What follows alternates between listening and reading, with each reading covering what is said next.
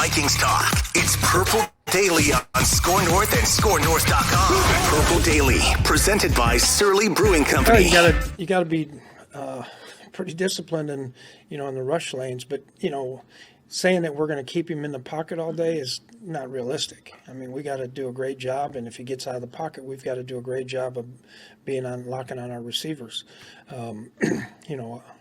I can say we're going to keep him in the pocket all day, but I don't think that's truly going to happen.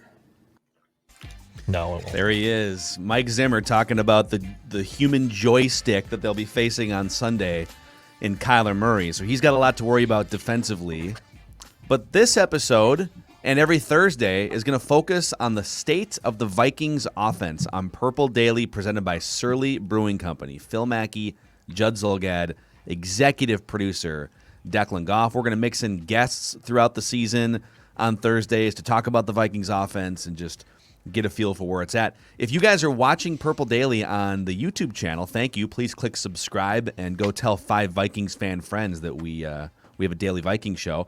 And if you're watching on a TCL TV, even better, because TCL, in addition to supporting us here, they're one of the world's best-selling consumer electronics brands, and they have a new lineup of award-winning TVs delivering the most entertainment with stunning resolution at an affordable cost. Enjoy more of the things you love with TCL. Before we get to this clip from Chuck Pagano, former Colts head coach Chuck Pagano, talking about the Zimmer-Cousins relationship, Judd, how would you... What's a word, I guess, that you would use to describe the current state of the Vikings offense? Fluid. How about that? I would call it a fluid because it's a work in progress right now. I mean, you would hope it wouldn't be, but with an offensive line that has a ton of question marks, and I'm not going to question, like, Dalvin Cook is good. Justin Jefferson is good. So it's not like, it's a mess. That's not fair. I'd call it fluid. That would be a word. Yeah. Dex, what's a word you would use to describe the Vikings offense? Discombobulated. It's confusing. The definition of discombobulated is meaning to confuse, frustrate, and sound like something that's straight out of a cartoon. And that's what I feel like when I'm watching this Vikings offense sometimes. I can't understand if it's going to be fun and it's going to be an entertaining show, and I can't understand sometimes if it's combating itself with how they want to approach it, if being a run-first offense or running 4 wide receiver sets or having Justin Jefferson and not taking the shots. I would say it's discombobulated. And I would use the word timid, and I understand why they're timid. The offensive line, this, so we're going to check down, 5-yard average. And I actually have, we'll get to a quote from Kirk Cousins about the timid nature of the Vikings offense from week 1. But yeah, fluid, work in progress, discombobulated. They got to get this thing right pretty soon because their schedule gets a lot tougher. But let's let Chuck Pagano set the scene here. He was asked by Pat McAfee on the Pat McAfee show about Zimmer and Cousins watching film together for the first time ever, like a week or a week and a half ago. And this was what Chuck Pagano had to say. I know this, that besides, the GM head coach relationship, the most important one, you always hear this, you've heard it 1,000 times, 1,000,000 times, is the relationship between the head coach and the quarterback. That is paramount. And so whether that's true or not, I find that hard to believe, because I always tried to find the time, and we all follow Bill Belichick's model of, he spent, 1 day a week talking with Tom, watching the film, just giving his perspective, on the next opponent's defense, giving his perspective on third down, situational stuff, red area. When we get in third and 7+, the guy you need to key on is the nickel. He's going to tell the tale of the tape. If he's down low and there's somebody backing him up, expect a nickel pressure. Okay, if he backs off early, all right, and the safeties start to rotate over and he's got a little bit too much depth, expect 4 weak. So Bill set the model for all of us years and years ago. I tried to emulate that with Andrew in the quarterback room and go in there and share, the nuggets that I could share. Don't overwhelm him with it. Obviously, because of what's transpired, there was probably masks on in that meeting, I would hope. Yeah, Zim probably had one on. I'm sure Kirk had a mask on. Yeah, with that whole, deal that you talked about. We're not going to get into that. We don't have enough time to talk about that. But that relationship is very, very important. First of all, football. Wow. Nickel, safety, underneath, over the top, rolling out. Football. Second of all, the most important thing there is, for those who don't know, Chuck Pagano, a career defensive coach. So it's a direct parallel. This is not an offensive guy saying, I can't, Mike should meet with his quarterback. This is a guy who's been a defensive coordinator, who's been a secondary coach. Like, if you go back and look at what Pagano has done coaching-wise, it very much follows what Zim has done. Yeah. So this is a direct correlation between a guy commenting in an area that he has knowledge to comment, and he's right. Don't you watch that clip? Like, I'll just give you my emotions watching that clip from, like you said, a defensive-oriented head coach using his expertise about defense to help his quarterback, which is the whole reason why Kirk wanted to meet with Mike and the value that Mike can offer. It's like, it is indefensible that they don't meet weekly to tap into Mike's brain. And by the way, it's indefensible on the part of Mike Zimmer, just to be clear. Yes, like, should Kirk be initiating it probably earlier than year 4? Yeah, but like, your head coach should be scheduling and planning weekly sit-downs with the most important player on the roster. And even if Mike's not an offensive guru, he's a guru when it comes to beating defenses, I would think, right? This is what, if I were coordinating here, knowing the personnel that the Cardinals have, this is what I would be looking to do on 3rd down and 8, on 2nd down and 12, right? So Kirk, be looking for this. Like, wouldn't that be invaluable? For Kirk to just expedite his learning. You're always learning as a quarterback, even if you're 33 years old. But B, to build the relationship, which seems to be frayed at best between those two guys.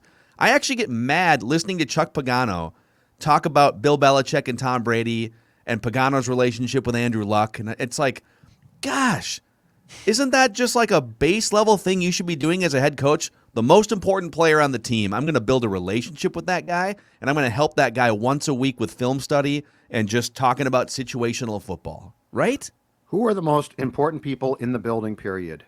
Rick Spielman, Mike Zimmer. I would argue after that, it's probably between Brzezinski, because he's their cap guy and incredibly important, and Kirk Cousins. But it's probably Kirk Cousins. Yeah. He's probably the third most. I mean, this is the I think not hot take is, this would be if the CEO and president of a company were like, yeah, we just met last time, first time. Like, Kirk Cousins is.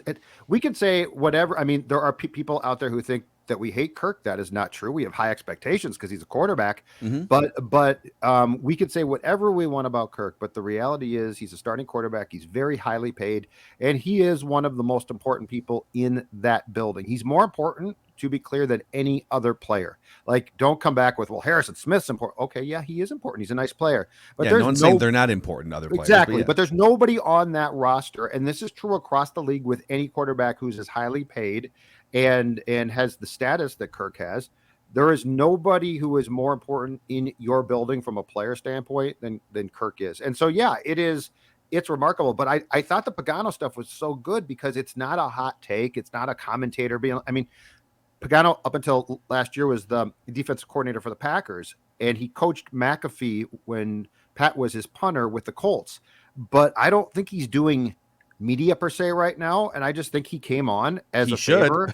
And right, but I mean, but my point is, I don't think he's trying to make a mark with what he's saying. I think he's just saying, this is what I did, and this is what I learned from what Belichick did, from knowing about that. And he basically is giving a non-hot take observation that's incredibly important. Side note for us, Dex, and maybe overnight producer Jason Stormer, we need to grab the football part of that clip and make a Chuck Pagano loves football, because football! That was football! But if you look around the NFL, the most successful teams are pouring way more attention and resources and helping hands into helping their quarterback. Yeah. And I would say even more specifically, helping their passing game. You know, the Vikings, we talked about this a little bit on yesterday's Mackey and Judd episode, or maybe it was a couple days ago. I don't know. The days are running together this week. But the Vikings have never fully leaned into Kirk Cousins. And I know we spend a lot of time, and people rip us for that, and maybe we're too overkill sometimes. But, you know, we point out Kirk's shortcomings that do exist. And if you want to defend Kirk, and I will right here, in fairness to him, he has an organization where the head coach is actively disengaged from offense to the point where he never watches film or sits down in one-on-one meetings with the quarterback, right?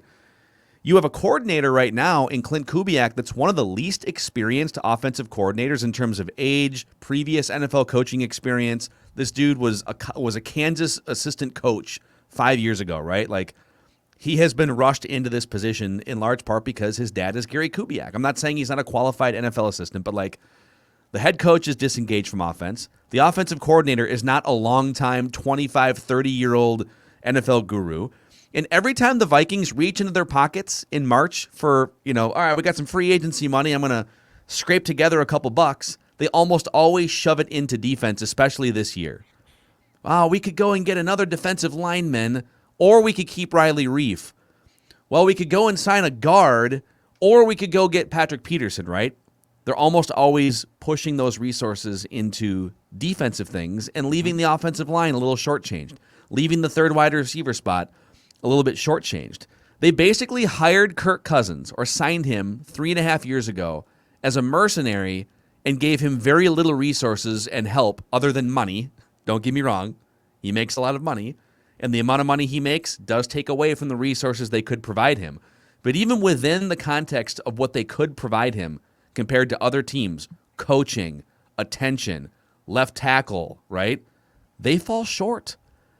And that's not really fair. Like, it's hard to fully go in on Cousins' shortcomings, and I'm probably guilty of this, without also pointing out, hey, Belichick and Brady used to meet every single week for like an hour and a half. Sean McVay is up late texting Jared Goff and Matthew Stafford late into the night. Right. Support, right? Kirk has a case that he has not been given nearly enough support other than money the last 3.5 years. And skill position wise, Kirk does have guys that are really good to fantastic.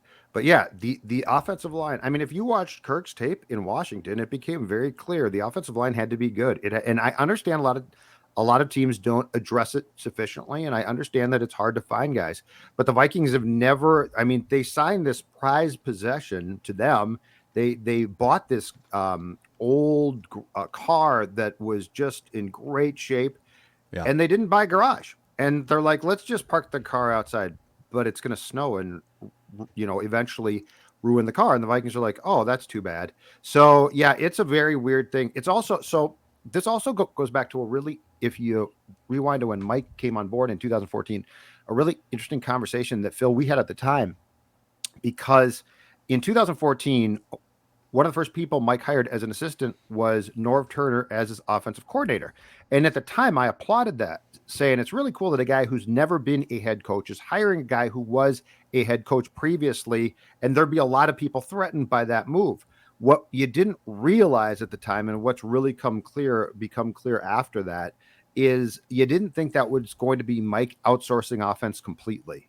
Yeah. And he has made attempts to corral it himself down to when I think he ticked off Norv a few years after he hired him by going and spending time with, this is not ideal, Hugh Jackson, like to try and get a better grip on things. And Hugh Jackson is a joke as far as a head coach goes.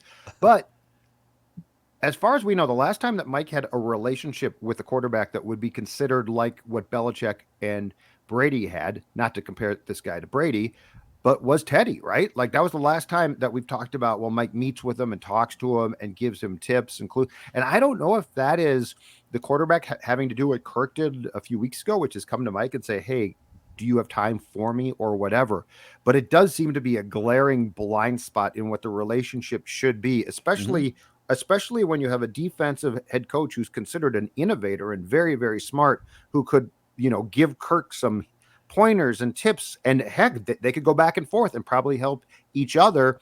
And instead it's this like, hey, Kirk, just go and win. Okay, that's not really how it works. But I really thought in 2014, good for Mike, this is a great hire, and Norv, and he's not threatened by him. I didn't realize that he was just going to sort of push the offense off to the side and be like, and now you go run this. And Phil, what you said's right now, which is, it is not fair to expect Clint Kubiak to like be the guy. That's not fair. Yeah. 34. You can't do that. So why haven't, I mean, let's take this up the food chain. You know, the Wilfs run businesses, and Rick Spielman's been in the NFL long enough in front offices. Why doesn't someone above Mike Zimmer at some point over the last 4 years say, hey, man, like, I get that you're going to be super focused on the defense, but it might be a good idea just once a week, once every other week. Just have some one-on-one time with Kirk. Build that relationship. Talk about third downs. Talk about red zone. You know, talk about playing on the road and just all the little things that Kirk tends to struggle with.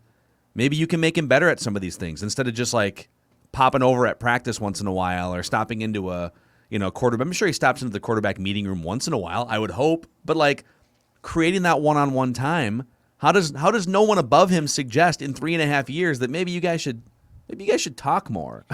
Well, one I have heard, and this is not rare for a football coach, that Mike is, unless Mike wants to do it, he is pretty stubborn about things. Now, what you're saying makes perfect sense, but I'll go back, and this is just a guess, but it is Reckless Speculation Thursday. I will go back to what we discussed, I think it was yesterday or 2 days back, and it's this. As much as they might be different in some ways, I think Kirk and Mike are very much alike in some ways, and I think they're both incredibly stubborn, bullheaded, and both believe that their way is best. The perfect crystallization of that entire statement is this: the whole vaccination thing, right? Like, instead of Kirk being like, I'm not really comfortable, but here's, Kirk was just like, I'm not doing it. And Mike brought in a sledgehammer and was like, everyone should do it now to win football games. Like, there was never a rational. No. Well, they did have a discussion at one point. They did have a discussion, which I've heard was more of a screaming match. But the thing about it is there was never like a rational explanation or like, we really talked about this and talked it through, and here's why some guys. So I really think this comes down to two incredibly stubborn, proud people who can't help each other because they're so busy being stubborn and proud, and that is completely reckless speculation, but their personalities speak to that. No. Reckless speculation. I can tell you I am stubborn and proud when it comes to the underwear I'm wearing today, and that would be Chill Boys from chillboys.com. Legitimately throughout the rest of my non-Chill Boys brand underwear. I am strictly a Chill Boys guy now. Do you want my one word for Chill Boys? Because one's easy. It's perfection. It's perfection. They have perfected the boxer short. They have done what nobody else could do for me in my 51 years. Perfection is today's word for Chill Boys. Dex, what's your word? Comfort. It's comfort. I've always been, a lot of people when they get home, they like to take off their jeans, relax, put on some comfy clothes. I get that. I've always been a guy that I like to wear my jeans all day up until it's time to go to bed. I'm just a weirdo like that. I'm just a weird guy like that. Really weird. It's very strange. I'm in the 1% of that people who like their jeans that much. I'm just wearing Chill Boys right now. Yeah, and I bet you are. And thank God you're guys from the wanna waist see? up. No, that's okay. You know That's what, okay. though? They're sort of like shorts. You could stand up right now and I wouldn't be offended. That's my point. Now when I get home and I take off the jeans. Now I'm no longer like that because I just want to relax in my Chill Boys and hang out at home and being in the comfort. And that's where it is, getting comfort. a little uncomfortable now. So I'm going to wrap by saying chillboys.com if you want to change your life. Chillboys.com, a Minnesota-based company. Find them online. Let the record show Judd Zolgad did not make the conversation uncomfortable. Declan did. Shocking. I did. Yeah, no, I did today. He used the word hang out, too, which was really over the Oh, top. well, Oof. now you made it weirder. Now you've made it weirder. I was fine before. The Minnesota Lottery is also offering some fun opportunities here. $5 Viking scratch games that can win you up to $100,000 and $2 scratch games that can win you up to $15,000. Just say, I'm into Viking scratch games from the Minnesota Lottery. Must be 18 or older to play, as Judd shows you the holographic $100,000 one. That's nice. On I the kept screen. that. It'd be hilarious if Judd won but doesn't realize it, and now he's sitting there with a bunch of money. One last thing here on the quarterback-coach relationship, and then I want to get to a quote from Cousins about something. So I know this is a little apples to oranges because when the Rams went to the Super Bowl a few years ago, Jared Goff was on a rookie contract, and they were allowed more freedom financially to bolster the roster. So I get that. But if you just look at the way the Rams treated their prized quarterback possession. They drafted him. The Vikings signed Kirk. So, again, a little bit of an apples to oranges situation. But the Rams said, all right, we're going to get an offensively obsessed and innovative head coach who constantly communicates with the quarterback. It's just going to be, they're going to be besties, basically, as Sean McVay teaches Jared Goff how to play quarterback. Then we're going to bring in an all-pro veteran left tackle in Andrew Whitworth to short. There's going to be no question about the left tackle spot, the blind side. It's going to be Andrew Whitworth until he wants to retire. One year, I think it was 17, or maybe it was the year after, but they actually traded for Sammy Watkins as a third wide receiver. They're like, weapons will not be a question. There's not going to be any issue with depth of weapons. You're going to have a star running back and 3 awesome wide receivers, and we're just going to devote resources to making Jared Goff's life easier. And Jared Goff's not a star, but they were able to at least get him to be good enough and prop him up with resources and things around him to where they went to a Super Bowl. Now, did it help that he made like $7 million a year to the cap? Of course it did. But how are you watering that position? And it's just frustrating to see that the Vikings haven't really committed to that since Teddy. So Kirk had this to say. This is from the Athletics' Chad Graff. The question to Kirk was about why the Vikings only took a handful of deep shots on 49 passes in that game against the Bengals. The Vikings only had, let me see here, 3 pass attempts that went 20 yards in the air or more.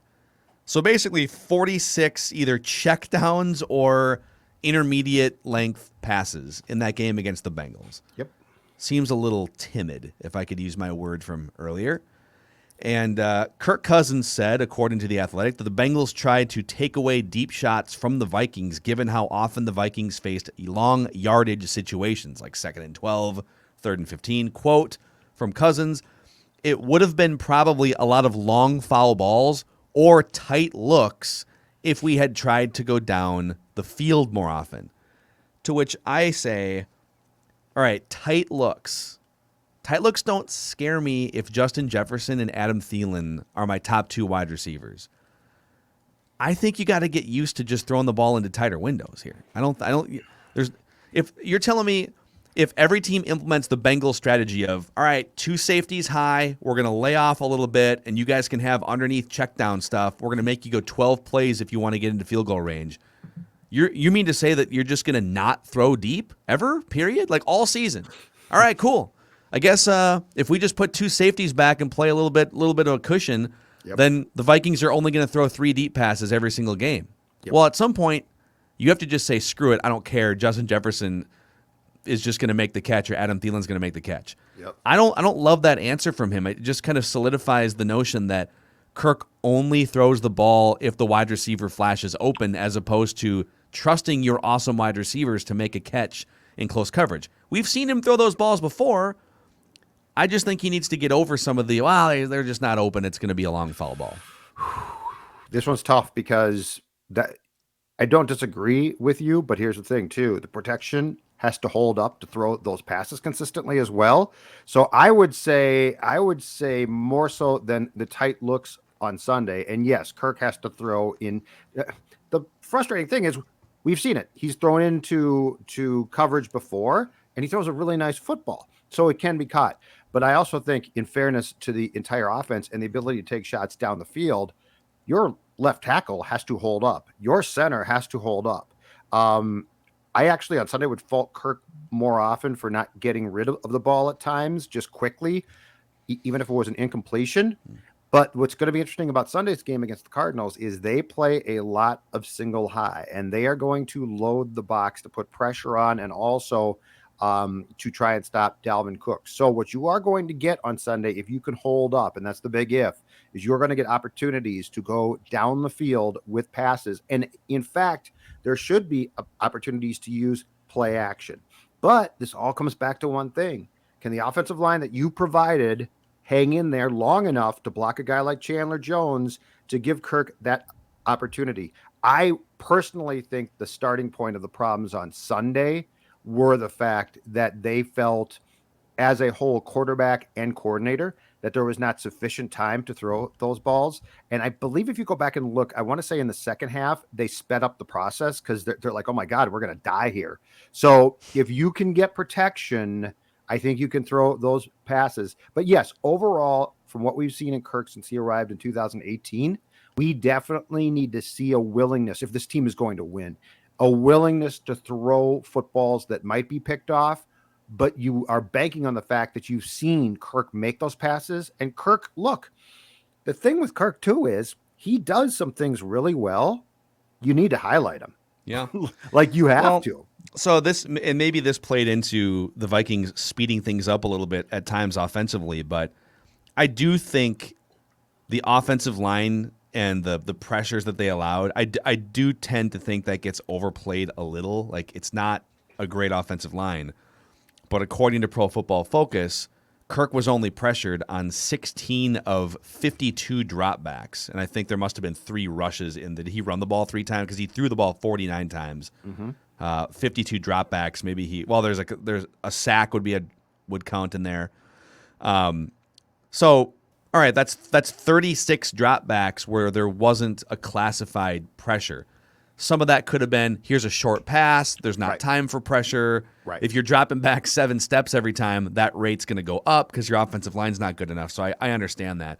All I'm saying is, just to zoom back out to 30,000 feet here, I don't see how you're going to score a bunch of points and be leading in the second half instead of playing catch up if you're going to be relegated to an average of 5 yards passing depth in the air. No, I agree. Yeah. Like, do you trust this team? Penalties, everything we saw in that first week. Do you trust a 12 play drive to hold up 5 or 6 times to field goals or touchdowns without penalties sabotaging it or incomplete passes? Like, you got to hit some home runs.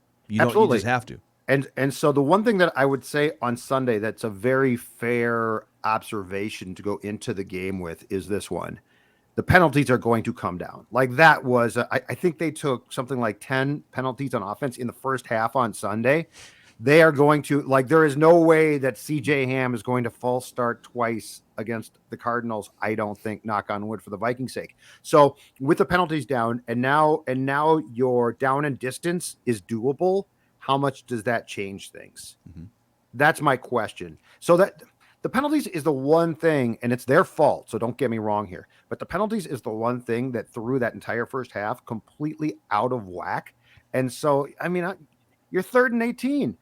You don't have a play for 3rd and 18. Well, actually, the Vikings do. It's called run. But but like that's not on your sheet, right? It's just handoff. That's not on. But so on Sunday, I'm curious to see, with the penalties probably down significantly, do they find themselves in down and distance situations now to do what you're talking about, Phil, which is actually take shots? And I'm completely with you. I believe Justin Jefferson had 5 catches for 71 yards against the Bengals. Like, Justin Jefferson's yardage, his catches at 5 is fine, but the yardage needs to be more. Yeah. The Vikings might not have a play on 3rd and 18, but I do, and Judd does, Dex does. It's called Crack a Surly Furious. That's what. 3rd and 18? All right. Oh, Crack how about another one. How about 1st and 10? How about 2nd and 3? 3rd and 7, 3rd and 18. 2nd and 6. 4th down. The punter comes on. Guess what I do? 4th Crack and a 1. Surly. Yeah, exactly right. There is no down and distance. That's the great thing. Right here, guys. This is in my hand right now is my Surly call sheet, okay? And what I see is every down and distance and score and quarter imaginable just Surly listed on this sheet to call for Minnesota's favorite IPA. Don't settle, get surly. And when you get the surly, and in particular the furious call sheet, I'm going to tell you right now, you become the greatest show on turf. There it is. The old St. Louis Rams, 1999, 2000. All right, boys. It's time once again for the random Viking of the week, where I pit Declan and Judd against each other. To this point, Judd leads Declan 6-1. I feel like it should be 5-1. I feel like I should give that Declan back disappeared last for week. 40 minutes because he was I know, babysitting. but he was babysitting for his sister. He left his camera on. And I mean, we could talk about the fact that did. they were, yeah, I don't know. Left his I'm mic just saying, hot. I'm just saying. I Actually, think that your mic wasn't. No, I muted the mic because you would have heard a screaming child for 40 minutes. I was proactive on that at least. who screamed more? The He kid did. or Uncle Declan? He did. Go to bed. Why don't me you outta just here. go to bed? He did. Why are you Okay. crying? I got a show to do here. All right, so the way this works, random Viking of the week, I give a series of clues. You each get 3 incorrect guesses. You can guess whenever you want. The first person to guess correctly wins the game. You can also ask me like questions, and then I can refuse to answer if I want to. Okay. I love you. I love how you bring that up every week. The refuse to answer part. I can be a complete Richard and refuse to answer your question. Well, it's my decision. All right. This random Viking of the week played for 2 teams in his NFL career. This random Viking of the week is currently an assistant coach in college. Ooh. Is Judd going to take a guess? No, well, you know what? I was until you said college. I was thinking that we might have, and I don't know the amount of teams he played for. I was thinking that Greg Lewis of the Chiefs coaching staff might be the guy, but clearly this is college. So, no. Declan? No, I have no idea yet. Okay. Okay. Zero idea. Okay. This random Viking of the week was born on July 1st, 1986. Okay. Young. Okay. I would say this random Viking of the week, I would say that there weren't super high expectations for this player in the NFL, but he exceeded his expectations.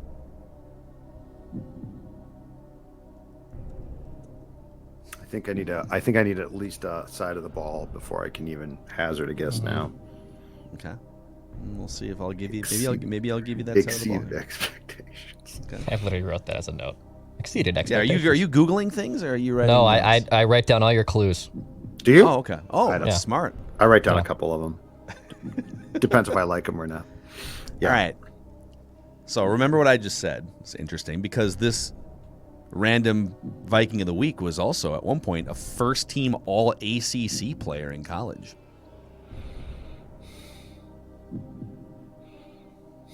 I'm so bad with college football. This random Viking of the week was even a semifinalist for a huge award in college.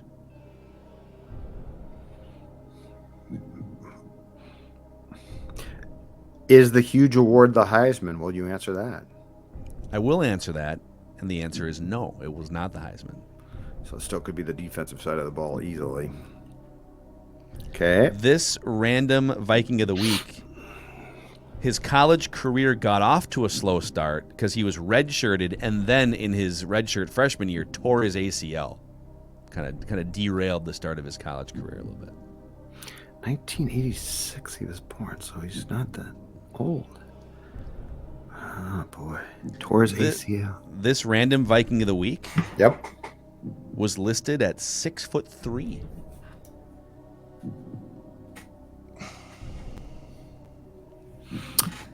This random Viking of the week. Let's see which clue I want to give you here. I feel like you guys are very stumped right now. This random Viking of the week, in his career in the NFL, had 2 interceptions and 6 forced fumbles. And he played for 2 teams. This random Viking of the week, the second team he played for was an AFC East team, and he once filed a lawsuit against them. F. Not the Vikings, the Right. AFC East. The AFC East team. So hold on. So we got This random Viking of the I should week remember this. Yeah. was undrafted.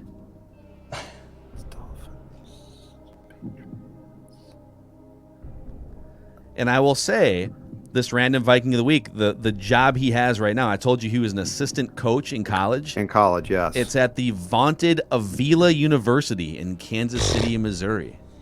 That actually makes it Now it's worse. Avila University. Sounds made up. He So took he's that job in 2019, according he- to the internet. And he filed a lawsuit against one of an This- AFC East. This random Viking of the week, I'll even give you the guy who won the award that he was a semifinalist for in college was James Laurinaitis. Oh, so it's a linebacker born in 1986. So I covered this guy. It's a linebacker. Judd covered this random Viking of the week. I just gave your own clue for you. Linebacker, 1980s. Oh, I think I got it. Oh, here it comes. He filed a suit against the Jets, I believe. Aaron Henderson. Aaron Henderson. That is correct. This was the one, Dex. This was the one.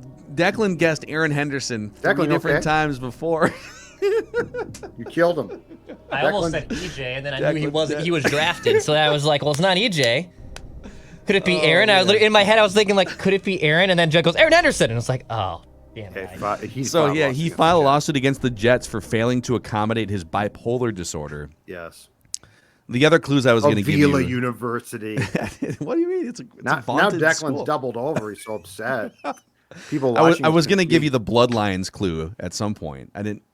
I was trying to figure out how aggressive I wanted to go, but yeah, Judd pulls the victory there in random Viking of the week. 7 consecutive after Declan immediately got Tavares Jackson. Judd Zolgad is on a 7-game win streak here.